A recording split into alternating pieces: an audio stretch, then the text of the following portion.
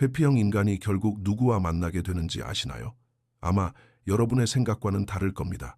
회피형 연인에게 밀어내짐을 당한 사람들이 가장 많이 묻는 질문 중 하나죠. 그들은 결국 누구와 만나게 될까요? 과연 정착이라는 걸 할까요? 나보다 더 나은 사람을 찾을까요? 나를 밀어낸 걸 후회하기는 할까요? 진실은 사람들이 인정하고 싶어 하는 것보다 훨씬 더 복잡합니다. 왜냐하면 회피형이 결국 선택하는 사람은 사랑보다는 통제, 편안함, 그리고 감정적인 안전과 더 큰 관련이 있기 때문입니다. 이 영상에서는 그들이 떠난 후 실제로 어떤 일이 일어나는지, 마침내 어떤 사람을 선택하는지, 그리고 그 선택이 그들의 치유되지 않은 상처에 대해 무엇을 말해주는지 파헤쳐 보겠습니다.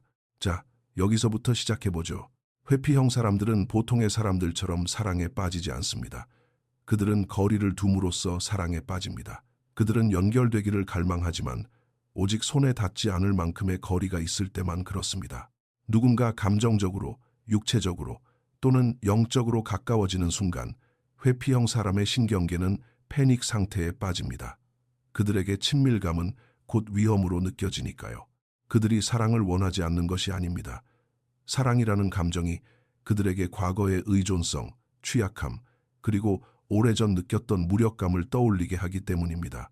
그래서 여러분이 그들을 깊이 사랑하려고 다가갔을 때 그들은 그것을 애정으로 보지 않았습니다. 위협으로 느꼈죠. 여러분이 그들을 붙잡으려 하면 할수록 그들은 더욱더 멀어져야만 했습니다.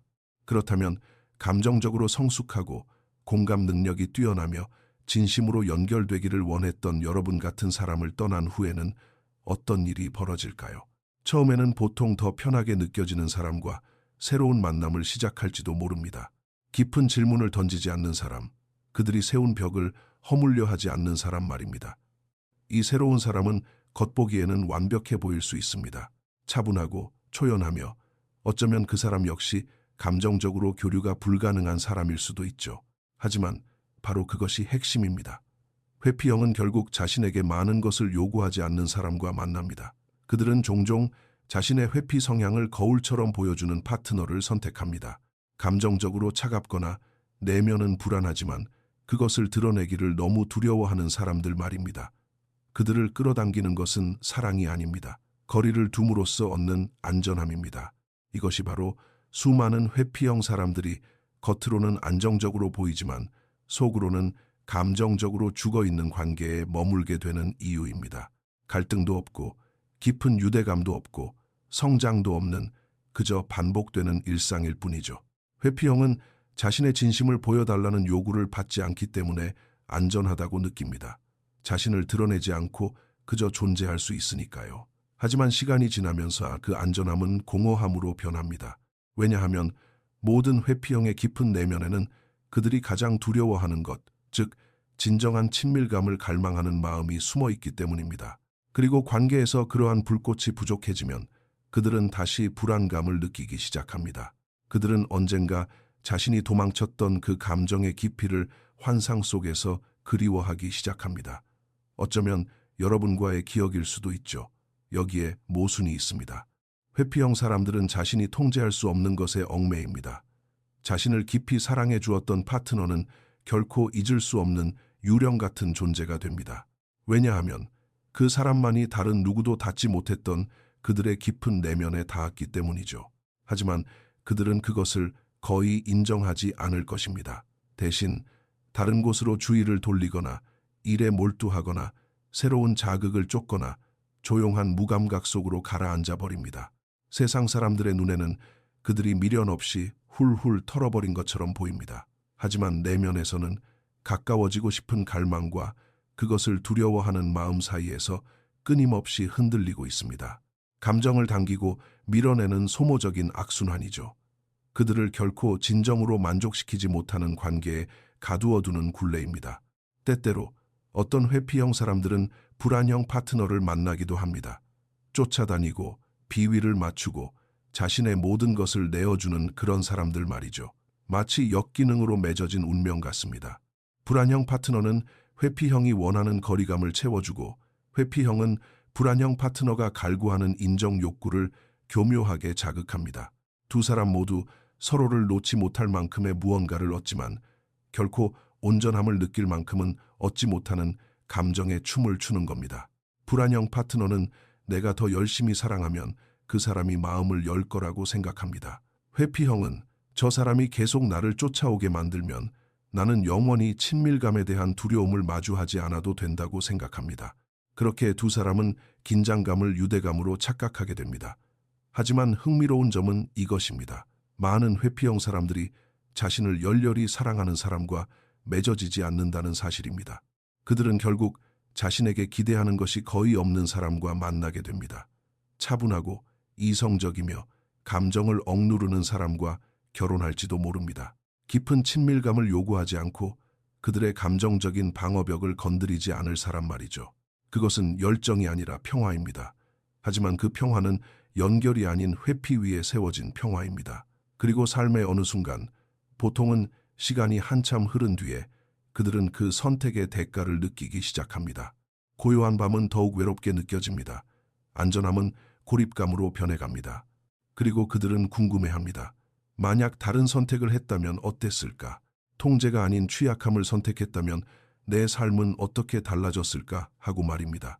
그러나 또 다른 길이 있습니다. 매우 드문 경우이긴 하죠. 어떤 회피형 사람들은 치유되기도 합니다.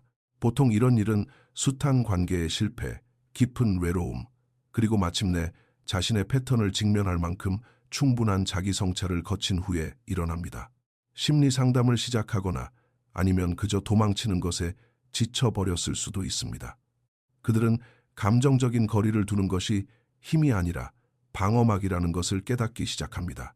그리고 결코 거치지 않는 방어막은 결국 감옥이 된다는 사실을 말이죠.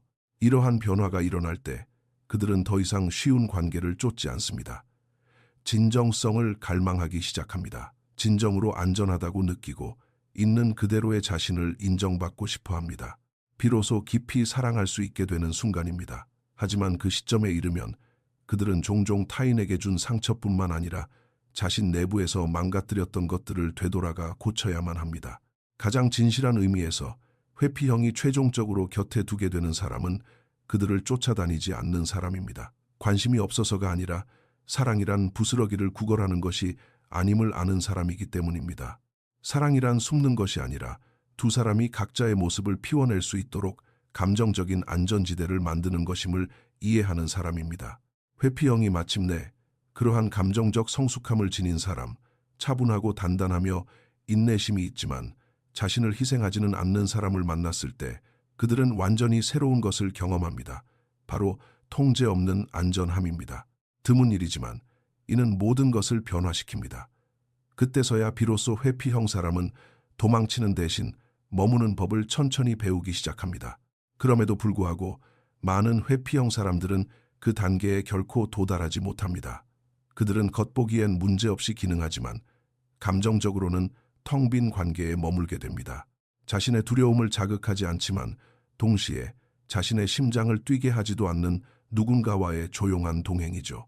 그들은 스스로에게 이 정도면 충분하다고 말할 것입니다. 하지만 마음속 깊은 곳에서는 작은 목소리가 무언가 빠졌다고 속삭입니다. 그 목소리는 과거에 밀어냈던 사람, 자신을 살아 숨쉬게 만들었던 그 사람을 기억하는 그들 내면의 일부입니다. 하지만 스스로 관계를 망쳤다는 고통을 마주하는 것보다 그 목소리를 잠재우는 것이 훨씬 쉽습니다. 그래서 그들은 안전하고 편안하고 무감각한 상태로 남기를 선택합니다. 그리고 가장 뼈아픈 진실이 여기에 있습니다. 회피형은 더 나은 사람과 만나는 것이 아닙니다. 더 안전한 사람과 만납니다. 이 차이는 엄청납니다. 그들은 영혼의 단짝을 찾는 것이 아닙니다. 자신의 벅찬 감정들로부터 벗어날 안식처를 찾는 것입니다. 그들이 가장 두려워하는 것은 누군가를 잃는 것이 아닙니다. 사랑 속에서 자기 자신에 대한 통제력을 잃는 것입니다. 그래서 그들은 그런 위험을 감수할 필요가 전혀 없는 관계를 구축합니다. 취약함이 없는 사랑, 깊이가 없는 애정, 그리고 자신을 내던지지 않는 헌신, 그것은 결코 그들을 진정으로 치유하지 못하는 사랑입니다. 만약 여러분이 회피형 사람을 사랑해 본 적이 있다면 이것만은 꼭 기억해 주세요. 그들이 여러분 곁에 머물지 못한 것은 여러분이 부족해서가 아닙니다. 오히려 그들이 남몰래 간절히 원했지만 아직은 감당할 수 없었던 그 무언가를 여러분이 너무 많이 가지고 있었기 때문입니다. 여러분은 감정적인 진실, 유대감, 깊이를 의미했습니다. 그리고 친밀감을 위험과 동일시하는 사람에게 그것은 너무나도 끔찍한 공포였습니다. 그래서 그들은 익숙한 곳으로 도망친 것입니다. 거리감, 감정의 단순함, 예측 가능성이 있는 곳으로요. 하지만 그들이 최종적으로 선택한 사람을 부러워하지 마십시오. 겉으로 평화로워 보이는 그것은 그저 반복되는 일상으로 포장된 또 다른 회피일 뿐이니까요. 결국 회피형이 누구와 맺어지는가는 그들이 자신의 두려움을 마주하느냐, 마지 못하느냐에 달려 있습니다. 치유되지 않은 회피형은 편안함을 선택합니다. 치유된 회피형은 진정한 유대감을 선택하죠. 그리고 이 두 가지는 완전히 다른 삶입니다. 하나는 조용하고 외로운 삶이고 다른 하나는 상처받을 수 있지만 충만한 삶입니다.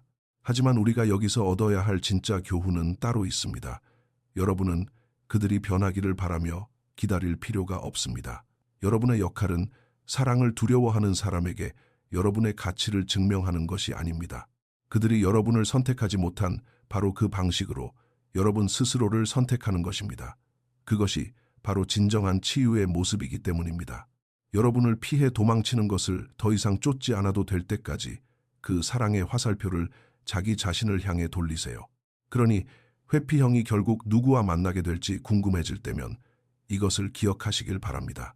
그 정답은 결코 그들의 몫이 아닙니다. 바로 여러분의 몫입니다. 여러분이 그들이 돌아오기를 기다리는 것을 멈추고 그들의 행동 패턴을 분석하는 것을 그만두며 여러분 자신의 성장에 집중하기 시작하는 그 순간 여러분은 이미 그들은 시도조차 해보지 못한 게임에서 승리한 것입니다. 여러분은 회피형이 가장 두려워하면서도 남몰래 동경하는 바로 그 존재가 됩니다. 온전함을 느끼기 위해 더 이상 누군가의 인정이 필요하지 않은 사람. 진짜 사랑은 쫓아가는 것도 도망치는 것도 아님을 아는 사람. 진짜 사랑은 머무는 것이라는 사실을 아는 사람. 그리고 그것은 오직 치유된 마음만이 할 수 있는 일입니다.